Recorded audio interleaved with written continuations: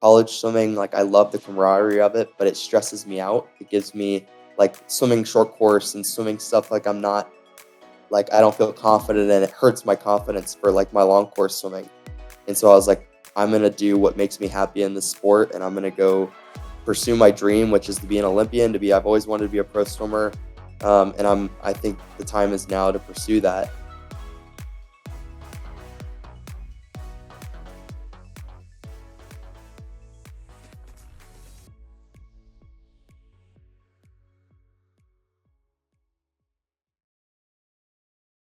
This podcast is a Cannonball Media production.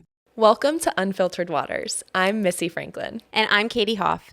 We're giving you genuine conversations to get to know the person beneath the athlete. Unfiltered. Everybody knows that Katie and I are podcast co-hosts, best friends, and former teammates for Team USA. What you may not know is that we are also hydration accountability buddies. Dialing in electrolyte intake can be beneficial for anyone prioritizing and restoring health through hydration. It also makes your water taste so good. Element is an electrolyte drink mix free of sugar, artificial colors, and other dodgy ingredients. We have always been really picky about what we put into our bodies to fuel it properly, and Element seriously checks all the boxes to keep us healthy and hydrated. And guess what? We are giving a free gift with purchase to all of our Unfiltered Waters family. You can receive a free Element sample pack with any order when you purchase through our custom URL, which we will link below. The Element sample pack includes 1 packet of every flavor, 8 total, perfect for finding your favorite flavor, which mine, by the way, is watermelon. This offer is available for new and returning customers who click our link. You can even get a free sample pack with every Element purchase by purchasing through our link. Drink up. You guys know that Missy and I are always on the lookout on ways to strengthen our immune system, improve our fitness, and of course, our hair and skin. We both recently discovered an incredible product in Armra. So what is Armra exactly?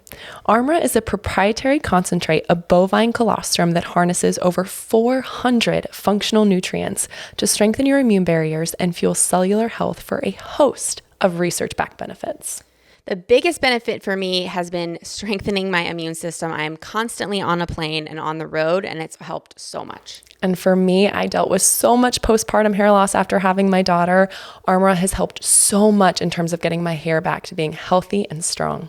So we've got a surprise for you. We've worked on a special offer for our Unfiltered Waters family. You'll receive 15% off your first order. Go to tryarmra.com/unfiltered. or enter Unfiltered to get 15% off your first order. That's tryarmra.com/unfiltered. Hello, everybody, and welcome to Unfiltered Waters. Today, we have Carson Foster with us. Carson is an 11-time World Championship medalist. He is one of the most versatile swimmers in the sport right now. He swam at the University of Texas and is one of the most genuine, warm-hearted people you will ever come across.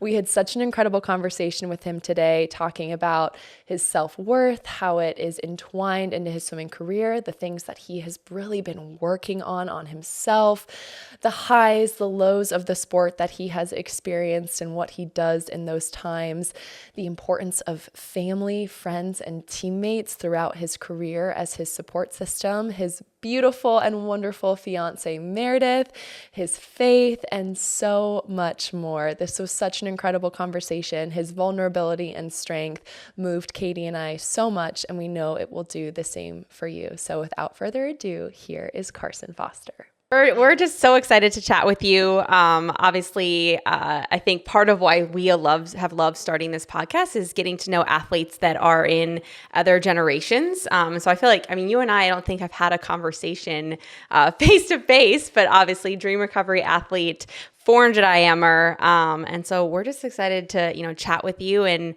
jump into some swimming stuff, jump into what you're doing now, what you're excited about. And we want to start on the swimming side, which is right, I think when you burst on the scene, last Olympic trials, swam the 400 IM and got third place, but then bounced back to probably the craziest comeback of all time. But wanted to dive in right there and just hear about your experience at trials and then after that.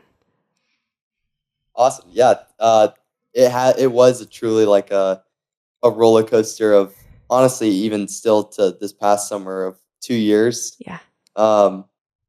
And I think I've said this a couple times, and like it may sound corny or like cliche, but I truly wouldn't change the experience I had at trials 2-3 years ago for anything. Like, I think I would be a completely different swimmer, a completely different person had I not gone through that.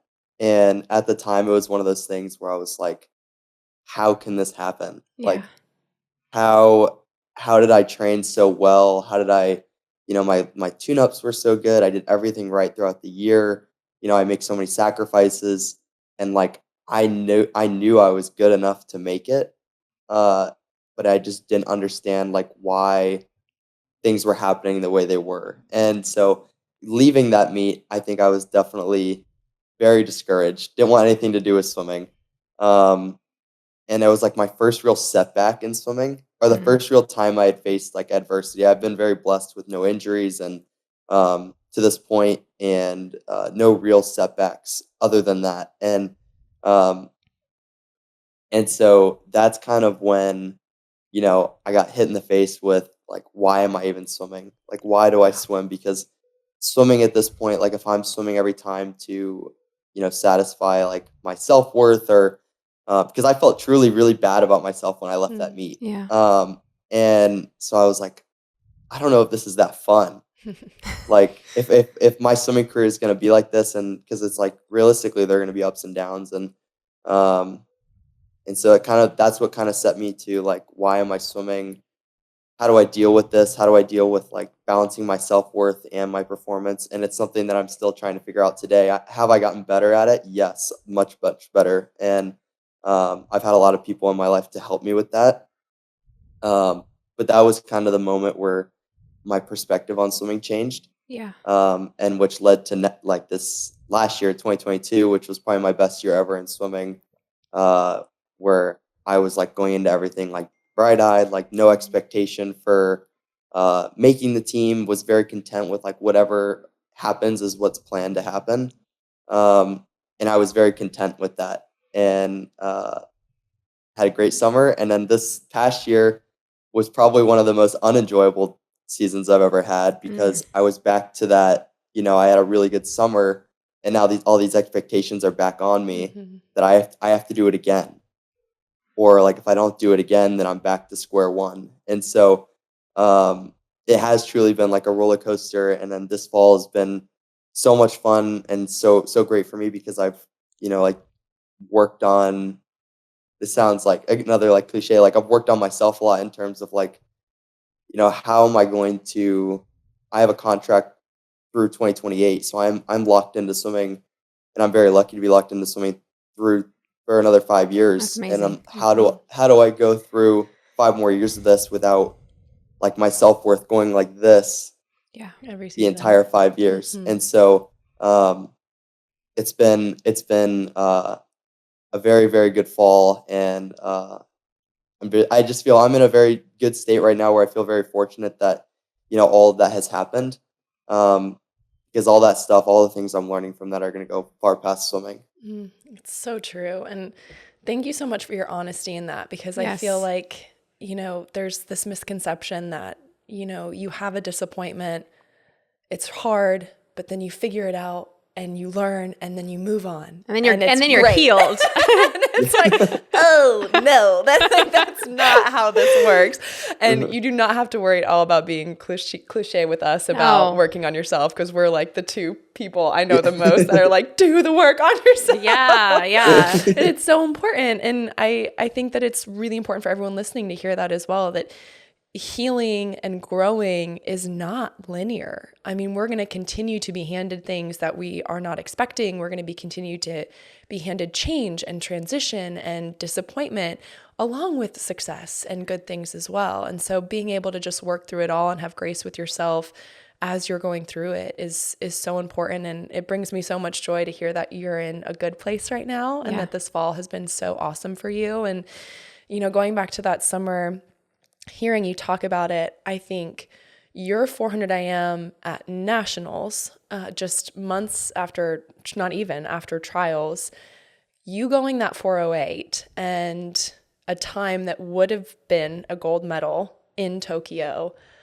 I'm so curious to hear what your emotions were after that race, whether you were just flat out excited and thrilled to have gone that time, or if there were some other lingering emotions about, you know, yes, this was amazing, but oh my gosh, why couldn't this have happened at Tokyo? It was definitely a mix of those. I think at first I was like, let's go. Like I did what I feel like I was capable of doing. But then there's always that like on to the next thing, or yeah, you know, over analyzing it and being like, oh, what could have been? Like if I could have been, like, how different would my life be? Like in my head, I'm like, well, how different would my life be if I would have just done it then? And like I would be an Olympic gold medalist. I would. And like that's to say if I was able to do it then. Obviously, it's a different situation, and like who knows if I would have made the Olympics? Who knows how I would have done? I may have gone 412. But it was definitely a mix of those of like, um, you know, like very much frustrated, and kind of put me back into like the like so close yet so far. Like why did things have to happen the way they did? But I don't think I go the 408 and have that success if had I not gone through the experience I went through at trials. Yeah. Like, and I truly do believe that trials was the best possible thing I could have ever had happen to my swimming, even though it was so painful and like so frustrating. Yeah. Like, I feel like getting third place is almost as unique. Getting third place at Olympic trials is almost as unique as making the Olympics, because like no one ever talks about it, but like there's feelings and like emotions that go into that no one really experiences unless you get third place. And so like, and I'm honestly, I have really great friends that have also gotten third place. So like I've had a group of people like Will Lacone is one of my best friends in the world. Shane Casas, I train with him every day. Him and I have like become really good friends. You know, my brother's gotten third place the last two trials for Worlds. And so I have a whole bunch of people who I'm around who have gotten, you know, that third place feeling and emotion, and being able to be with them, and like life goes on at the end of the day. Like swimming is in a way we get to express our talents and our gifts. It's not what defines us at the end of the day. So that's something where I've been like, you know, had I had that mindset a couple of years ago, it probably would have been a little bit less painful. But yeah, it was all part of the growing process. Yeah, I mean, the reason we started there is I'm just so impressed. Like you talked about how low you feel, right? You put 4 years of hard work, sweat, tears into that, and then you don't get your goal. And a lot of people take a lot longer than a few months to recover, right? You're like, that low feeling, and then 3 months later you go 408 and go the best time you've ever gotten. So I'm curious, I know listeners are curious, after such a low point, how did you rebound so insanely quickly? I feel bad answering this because I honestly didn't want to. Like I wanted to take the rest of the summer off, so I don't want it to sound like it was anything I did in particular. I was at home after trials, and I was out to dinner with my family, and my coach Wyatt Collins had reached out to me and was like, "Hey, there's a meet at the end of the summer. What do you want to swim at it? I got to do entries." And I was like, that's the last thing I want to think I was about. like, I was like, I'm not swimming the rest of the summer. Like I'm done. I'm hanging out. I haven't swam all week. I've been in Cincinnati all week. I haven't touched the water. And so I was like, I guess you can enter me whatever you want. I'm sure whatever you want. And so I come back to Austin, and I was not entered in the 4 a.m. And I come back to Austin, and I started training again, had those conversations with Eddie and Wyatt, like very much lacking motivation to like swim. And I had just trained for so long for something, and it didn't go the way I wanted. So like I didn't really feel like I wanted to get back in. And um, then you have like the great part about Texas, which is like you have so many talented guys and so many like fun guys who I'm so similar to, that like you end up not even trying to work hard, but you're just racing people because it comes so natural. Which is part of the reason why I feel so lucky to be here and why I love this place so much. But um, that truly helped me get back. I mean, it put me back into shape. It put me back into like the racing mindset. And then I didn't decide to swim the 4 a.m. at that little meet until like 4 days before what long past when entries were due. Luckily, that UT has some static because it was a UT meet, and so they got me into it. But and then I went that 4:08. So I think it was more just my teammates, and I had fun that summer. I was back to like I wasn't over analyzing every practice. I like when they told me to go easy, I would go easy because like I never really did that before. I was always like, I got to do this because I got to get better. Above and beyond. Yeah, and so I always had that mindset, and I still struggle with that mindset now. But like that summer in particular, I was really good at like, you know what? They're telling me to do this. I'm going to do this. I'm going to go have fun with my friends after practice. Like I'm more focused about where we're going to breakfast afterwards than like what I'm doing.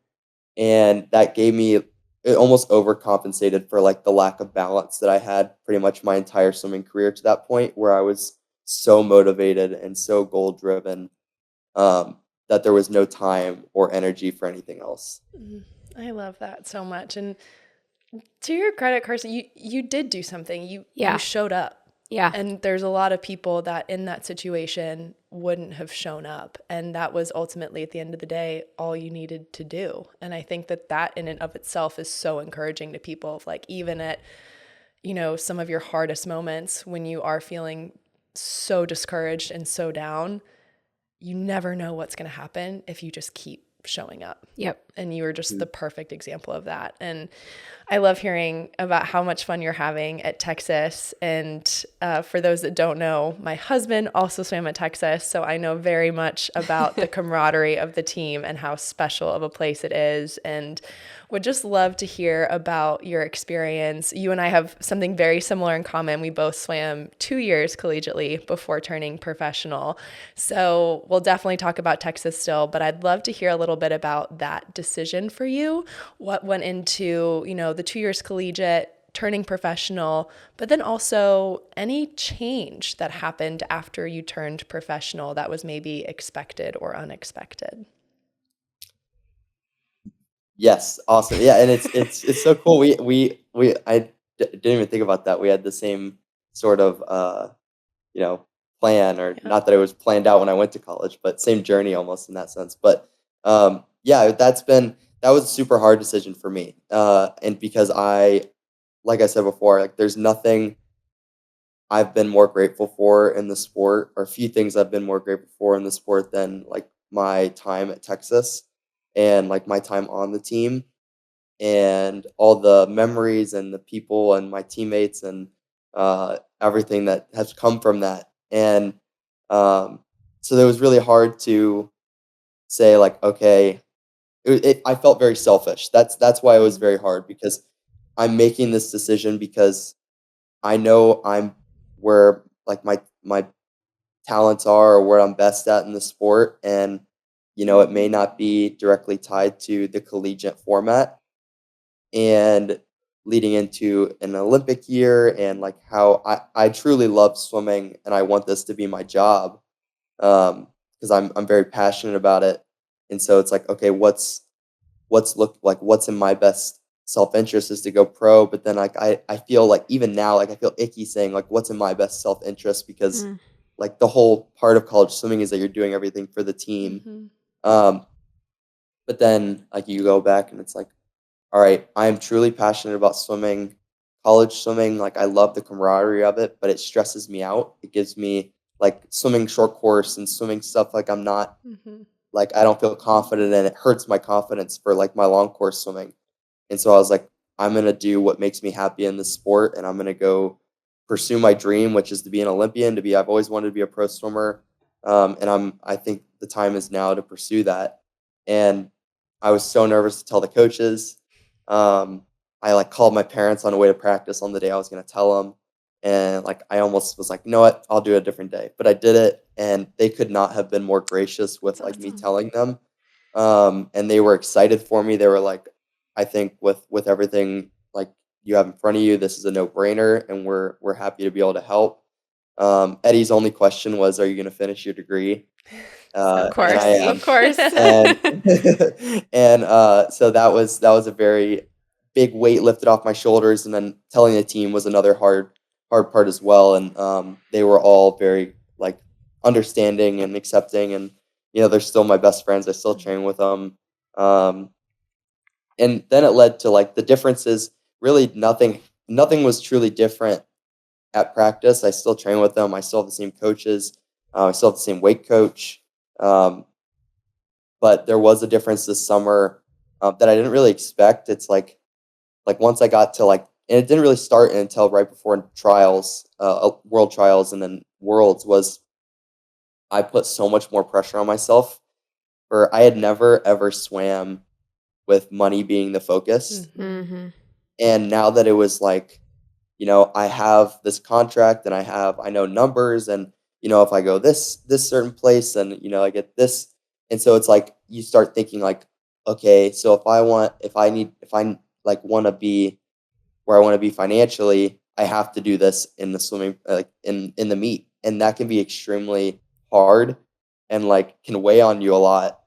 And I think that was the first time I kind of ran into that, was this summer. And that was just another layer of like, not only do I need to back up what I did last summer, but I also now I'm not being supported by scholarship. I'm now on my own, and I need to make money. And Yeah. so that was the big difference for me with like the transition, was that I became very money focused for a little bit of time. And I very much, I quickly got out of that with Meredith is very helpful with that, and Because saying Meredith like, is the best. because Meredith is the best, and explaining like that's not the reason why you went pro. You didn't go pro to just make money. You went pro because you want to pursue your career as a swimmer. And so that was really helpful. And so that was really the biggest challenge. I think other than that, I've loved every part of professional swimming, and I'm still in classes, so I feel like a college athlete that just doesn't go to the meets. But other than that, it's been great. I'm curious, going back to the piece around going pro, and you mentioned like the self-worth thing, and it's so easy for them to be extremely entangled. I know for me, it's like it almost was a double, right? You're already striving to make an Olympic team and break records, and like whether you do good, you feel really great about yourself. You do bad, you feel really bad about yourself. I felt like the money aspect added to that, because it was like, I do really well. It's reaffirmed by I get this bonus. I don't do well, this part of my contract gets cut, or I lose this amount of money. Did you find that was part of the struggle for you, or was it just more of like, I'm just too focused on the money piece? I think it's all of it. I think self-worth has definitely been my biggest downfall. Like connecting swimming with my self-worth has been my biggest downfall in terms of, loving the sport. Yeah. And the times where I've loved the sport the least have been the times where I've connected my self-worth with my performance. And like, it's so easy to, look at, what some people say about we have that great site called SwimSwam. Yeah. That has Don't done read the amazing comments. things. Do not read the comments. It's so hard. They're like, how do you not? They're right there. I know. And they have done amazing things growing the sport, Yes, making they the have, sport absolutely. more easily accessible. But some of the comments are really truly hard to read, and can really mess with. It's like there's a quote. It's like a tree can create 1,000 matches, but one match can burn the tree down. And so like reading one bad comment like can rock me. And that's how I realized that like I had so much of my self-worth tied up in this sport, and like what people were saying about how I was swimming, that I'm not even swimming for, my enjoyment or like what I get out of the sport. I'm swimming to, impress other people or get affirmation or get love because of what I can do. And then it's obviously the money thing. It's like, okay, well, I want to, I'm getting married next year. I want to start a family. Like, I want money. I want money to be able to support like my family. And obviously I don't have kids, or I don't want kids for, I would love kids. I want to go a few years married without having We got to kids. go through 2020. Yeah. And You could have it before then, but yeah. And so like obviously I want a few years, but like I want to be able to support a family when that time comes. And so then there's that like outward thinking of like, all right, well, I need to, swim this way to, have that happen. Um, and all that stuff takes away from what, swimming is truly is at this stage of my life, is just something that I get to enjoy just because it's, I've been given that talent, and I just get to go enjoy it and then also impact other people positively. And that's what I should be striving for, not to affirm myself or for money. Yeah. It's such a beautiful perspective, and I can definitely confirm that you are impacting people positively, and it's an amazing thing to watch. And when you have those moments where you are really realizing and recognizing, which first off takes so much self-awareness on your part. It's half the battle. Absolutely. That you're tying in swimming to your self-worth. As you mentioned, you've been on this roller coaster. On that roller coaster, what are some of the tools that you've picked up so that when you get to those moments of like, oh gosh, I feel this, I'm starting to tie my self-worth back into it, what do you do? How do you kind of come out of that? I know you're still working on it, but as of right now, sitting here today, what are some things that you do to kind of help you detach from that and get back to swimming is a joy and you are so much more than just success or disappointment?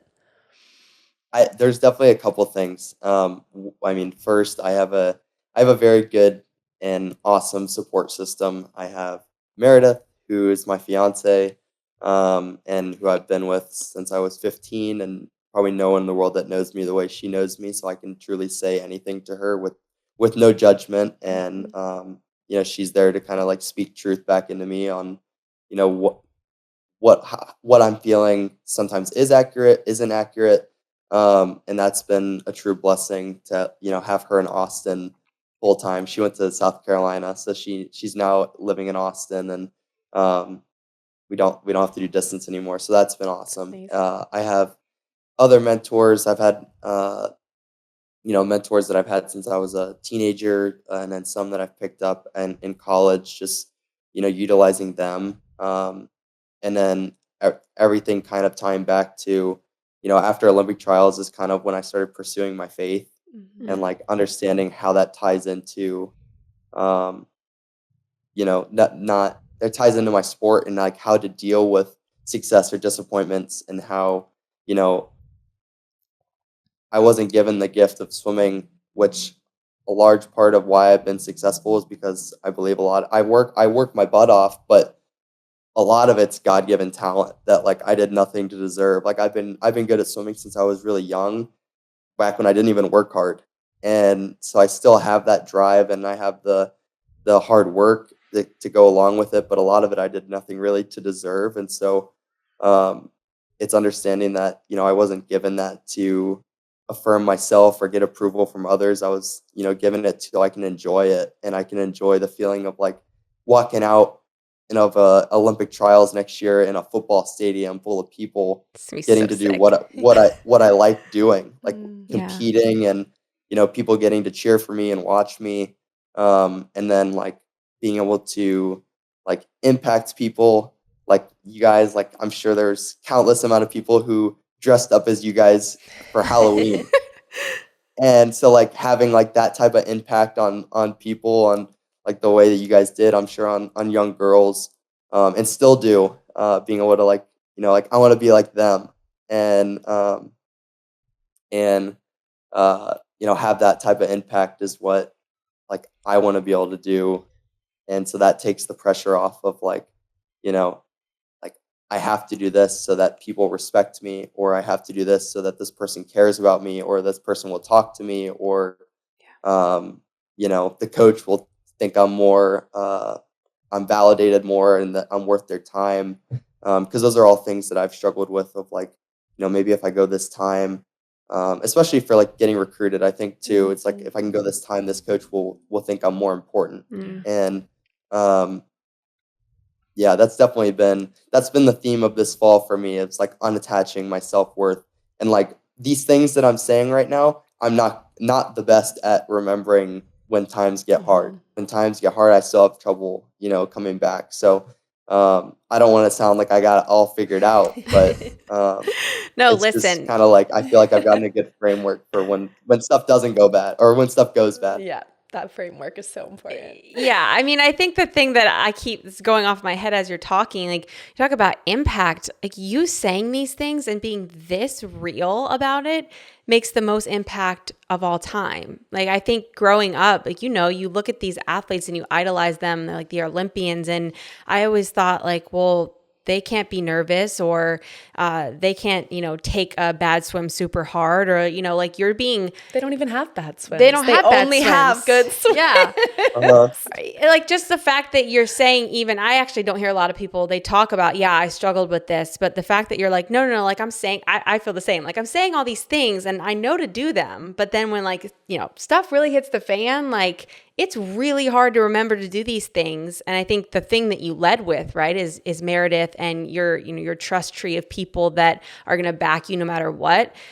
Those people matter the most in those moments when you yourself can't remember to do those things. They're going to remember for you. And it's a very comforting feeling. But the way that you speak about it is really, really refreshing because you're not sitting there saying you have it all figured out. And like, no one has it all figured out. But like, we don't have it figured out. Absolutely not.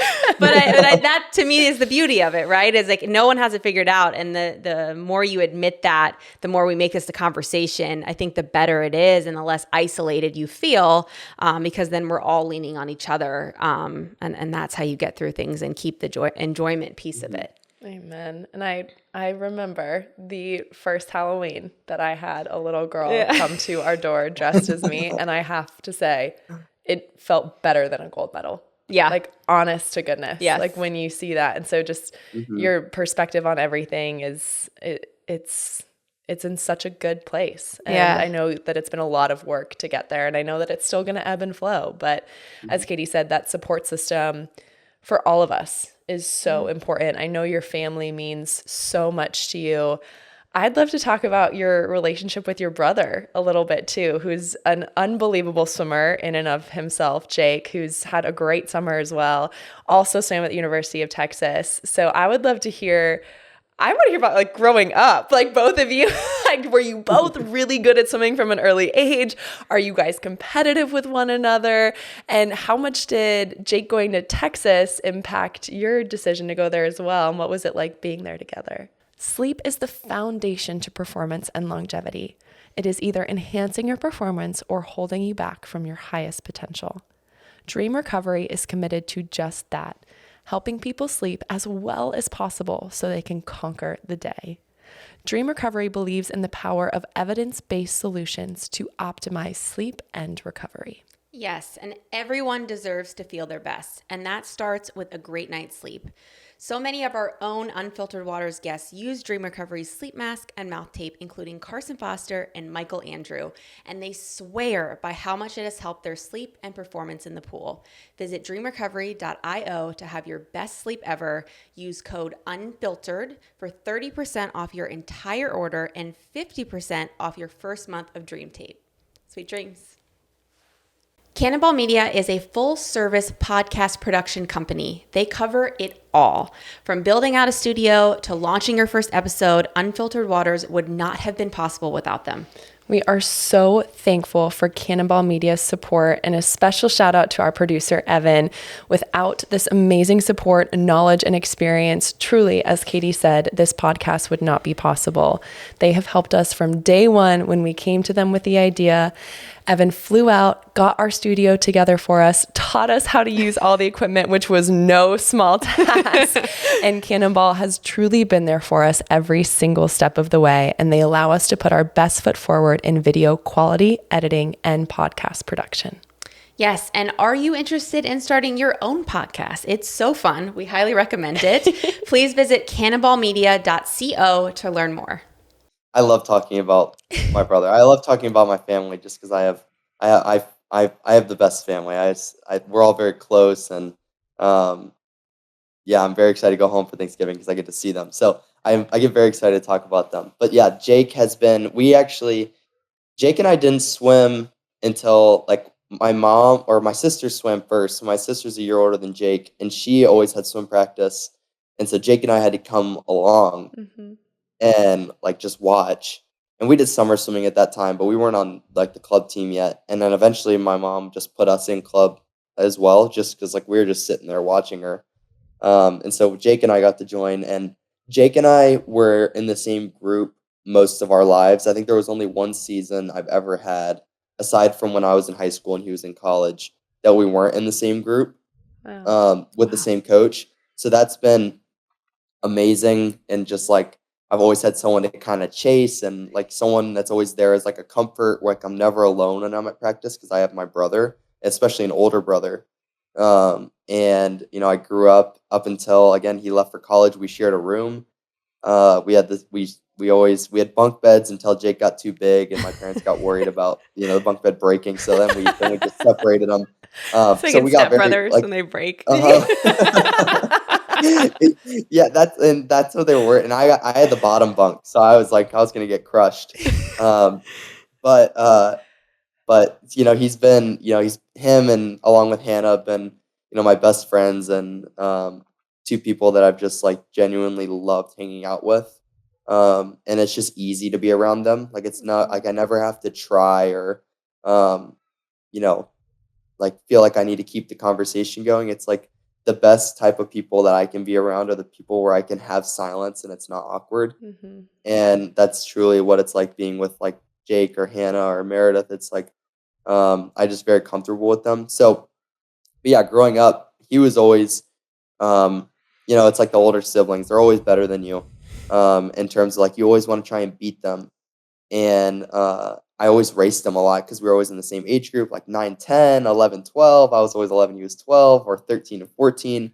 And so, I always had the opportunity to race him. Pause for one moment.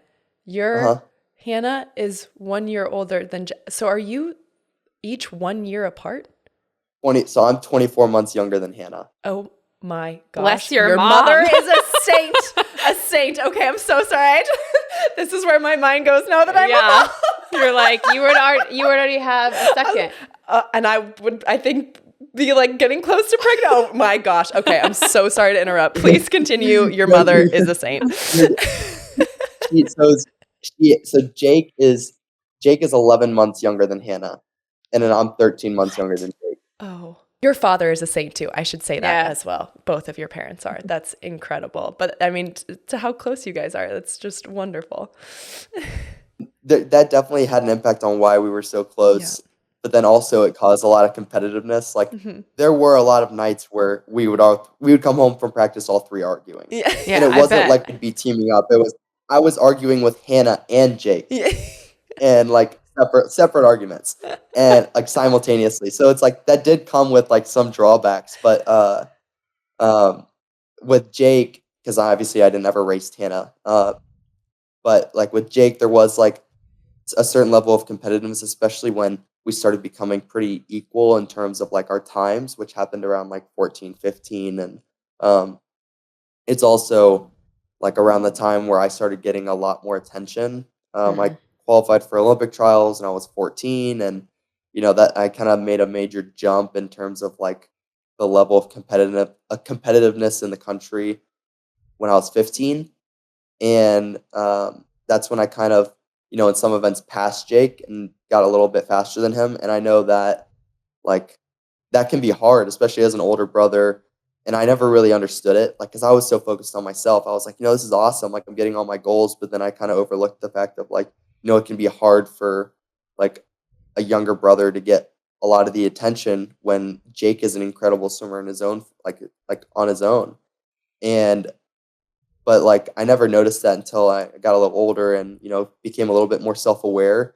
But then it just made me realize like how selfless Jake truly is, because there was never a moment where Jake cheered against me or wanted me to like not make a certain team or not hit a certain standard. Like he was truly happy for me. So it's actually this part actually like makes me like emotional thinking about, but like after at trials in 21, I didn't cry at all until I saw Jake crying. Oh. And so Jake cried before I did. And it was after the 200 free, which was my second event. So it was like the second of the third blow of like, I got ninth in semis, someone scratched. I got scratched into a 200 free, which is like a blessing. It's like 6 people make it. You're like, you just got gifted a spot, and like probably not the easiest, but once you're in the final, it's the easiest event to make it. And then I got 8th. And so like I still missed it. And so then I got back down, and one of my greatest friends in the world, Drew Kibler, got 3rd, I think. And so like I was so happy for him, obviously like grieving for myself, but like when I got down there, all the Texas guys were, celebrating Drew as they should. And I saw Jake and he was just crying. Oh my God. And so like that's just like a testament of like, how much he cares for me and how awesome of a brother he is. You're making me cry. And like how good, like great of like a just person. And like, so I am very lucky to have Jake and Hannah. But like my swimming experience with Jake has been something that's so much more meaningful than like any accomplishment. Like we've gotten so much closer through this experience, and he is the reason why I came to Texas. Like I obviously loved it on my visit, and it's a special place to be, but like I knew that no matter what, like if Jake went to Stanford, I wasn't really into Stanford because I didn't feel like I was smart enough for Stanford. I wanted to go to if Jake went to Stanford, I wanted to go to Cal so I could be close to him. Okay. And like if Jake went to Texas, I would go to Texas because like I want to be close to Jake and be close to family. And so Texas was the one school that like we truly overlapped with, and then so he chose Texas, and then I committed 2 weeks later. Wow. That's amazing. That's amazing. I mean, I feel like you have such a support system, more than most people I hear. Just the fact that you have a brother in the sport, you have your Meredith. I want to talk more about Meredith because yes, please. I'm like Meredith's #1 fan behind Carson. She's like, I'll talk about Meredith. Like, I got this, Carson. Let me take it. But yeah, I would love to hear. I mean, I think I know we both have amazing husbands, and like that has been the ability to truly speak with no judgment, be at your lowest, be at your highest, be vulnerable, and then obviously the fact that you're getting married in next August, right? Mm-hmm. Next August. Yeah, so just about 9 months, almost 9 months. 9 months countdown. So yeah, tell me about Meredith. Tell me how she supported you. Why she truly gets you, and then obviously tell us all the details about the wedding. Okay, this is gonna be the easiest part to talk about. So we met we swam on the same club team. We had a typical like high school relationship. I was like, I really liked her. She didn't want to date a teammate. I kept pursuing her. And then ended up we we're getting married. So it ended up working out. And, you really jumped there. Yeah. It's all the like high school relationship all of drama. it. Yes. But truly it's been like she is the easiest person to, get to do life with. She's the most like easygoing and down for anything, like any experience, but then also very much of like she pushes me really hard to, like she is she's not like a critic at all because she supports me at all, but like she definitely doesn't allow myself to like settle for anything less than what, she knows I want or, what I should be doing. And that is something that I'm truly so grateful for her. Of like she doesn't always tell me what I want to hear. Yep. Which sometimes I'm like, God, So you're when like, I just, maybe this one I was like, time, could you? yeah, I was like, I really wanted you to just say this, Yeah. and but I know that's not what's best for me, and so Mm. like, and she has this incredible like ability to like make everyone feel valued, and so I'm very lucky I get to experience that every day, and um, have that person to go back to, especially like in swimming, like what I talked about earlier, where like if I don't swim well and I don't feel valued myself, or I read something that someone writes and it makes me feel like less, then she's very quick to one, tell me that's not true, but then also show me with the way that like she treats me and that she loves me. So um she is a one of a kind person, and I'm very lucky to get to marry her. But the wedding Wait, is pause. Proposal. Yeah. Love a good okay. proposal story. It was, so it's, I like, we've talked about getting married since we probably, that was probably like end of my freshman year, beginning of like going into like that summer. It was the Olympic trials that summer. Is when we truly started talking about like, okay, like we both want to get married. We truly do believe it and want that. And so that's when it became like a reality. And so like then at that point I was like, all right, so I'm very much a planner.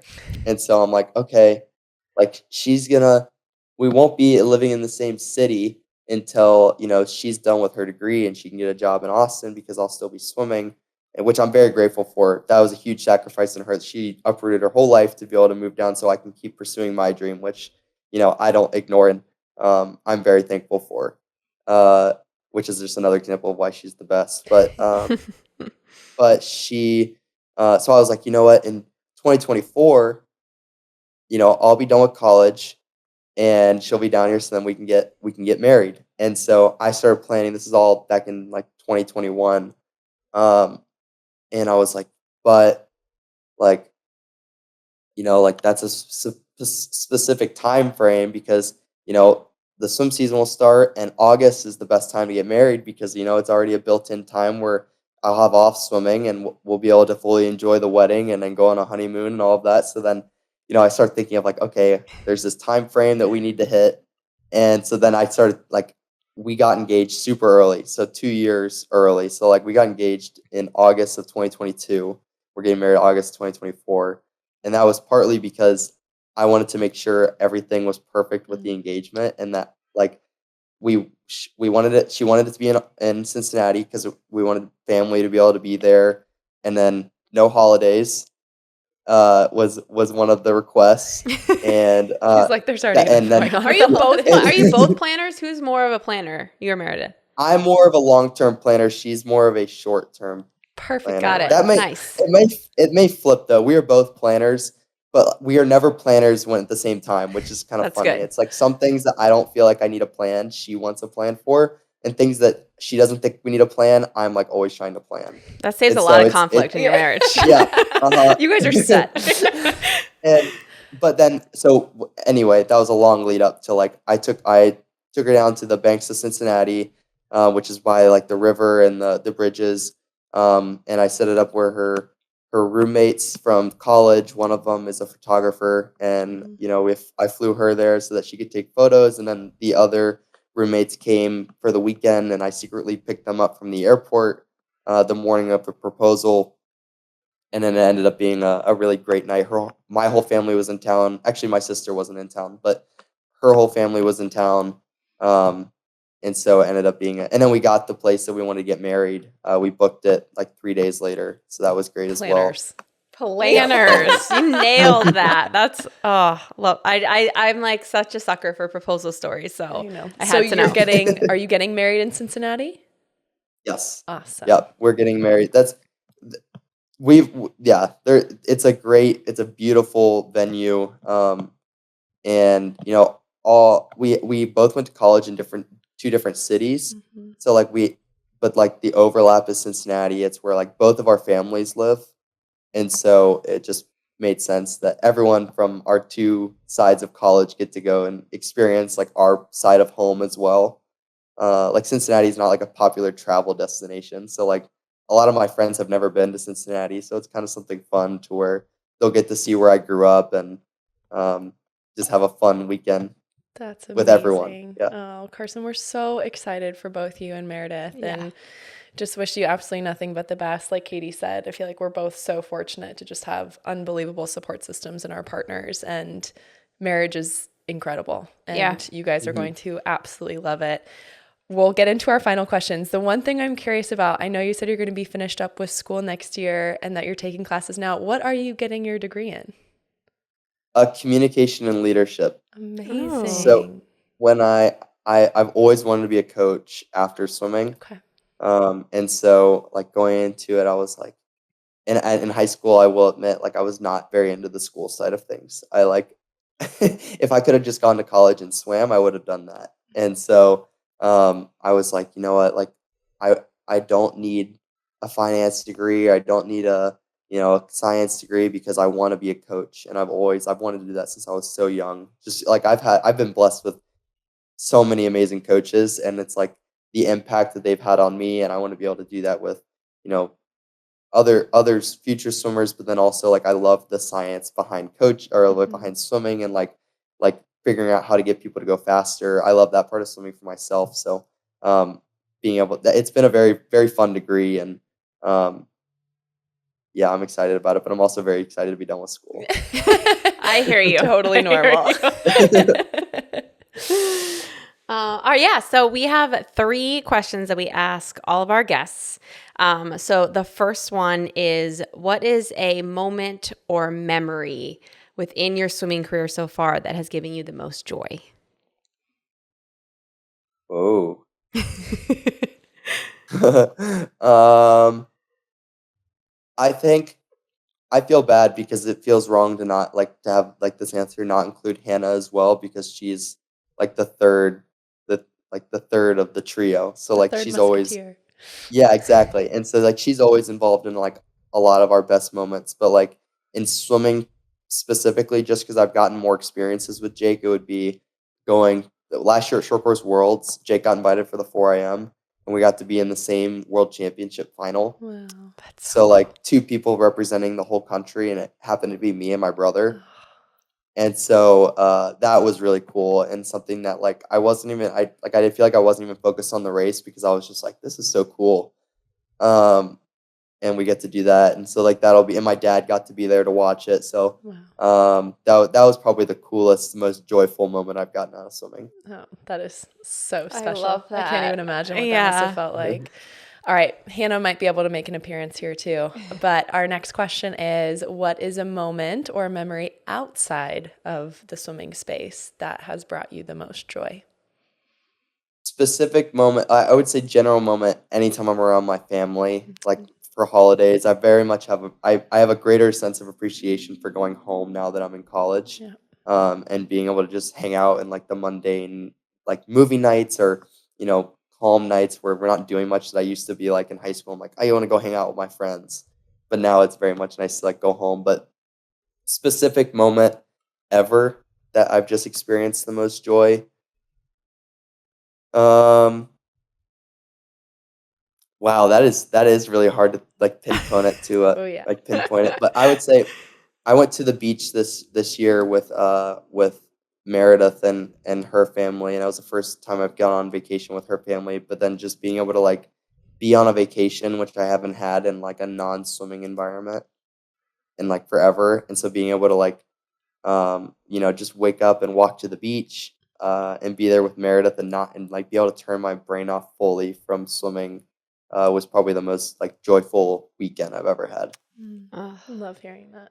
Those weekends are important. So important. Well, I feel like that could have been a stress. Like I know when my husband Todd met my family for the first time, it turned into a very stressful weekend. Was that did you already know her family a ton or? Yeah, this was most like in this September. So Okay. I've had 6 years to her family has turned into, like my favorite people, like my family as well. So it's turned into the Wolf family is just a joy to be around, and That's awesome. so I'm very comfortable with them, and that was part of the reason why it was So like special. Yeah. so special and so easy. That's amazing. So our last question is, what is one word that represents either what you want this year to be, something you're working on, something that brings you joy? I'm gonna go. My word for the last month is gonna be the word I use. It's unembarrassable, Okay. and so it's like because that's something like at the root of everything, like the root of like trying to, and that's not even a word, but like I was like, I'm not going to now say that it, but. now that I think about it, it's not even a word, but that's the word I'm gonna pick because because like at the root of like my like feeling like I need to be approved or feeling like I Yeah. need to be validated, like being fearful of having a bad swim, it all comes down to like me and wanting to be, like loved or approved by others. And when I can't be embarrassed, well, I have nothing to fear because I have nothing to lose. And so um, I've used it a couple times actually this week. I gave a presentation and I was like, you know what, I'm unembarrassable. It doesn't matter what people think about like what I say. If I mess up, it doesn't matter because I don't care. Like I I'm love unembarrassable. that. I'm secure in myself, and I'm excited to see how that kind of translates to like when I go to a meet and swim because I've never had that mindset before in a meet. It's almost like you're bulletproof. Like you've Uh-huh. already been through it. You've already done everything. You've picked yourself back up, right? So it's like nothing, like everything's just going to ping off of you. Like you can't be embarrassed. No one can say anything to hurt you. Like I think that's incredible. Mhm. I And love it's it. just convinced. The more I say it to myself, the more I'm convinced of it. It's not something that like I can just say and I'm like, oh yeah, it's easy. But like the more I've said it to myself, I'm like, yeah, I can convince myself of that. Yeah.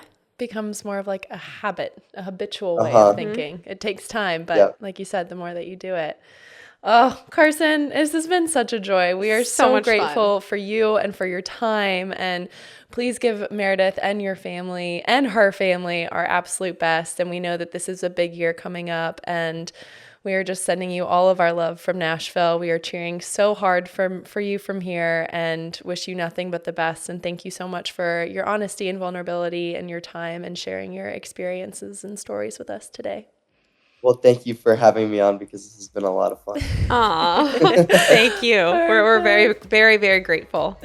Thank you so much for listening and watching Unfiltered Waters. We are so grateful for your support. If you could please hit that subscribe button on any of the channels that you're watching and maybe even give us a rating or review, we would appreciate it so much. Thank you again, and we'll talk to you soon.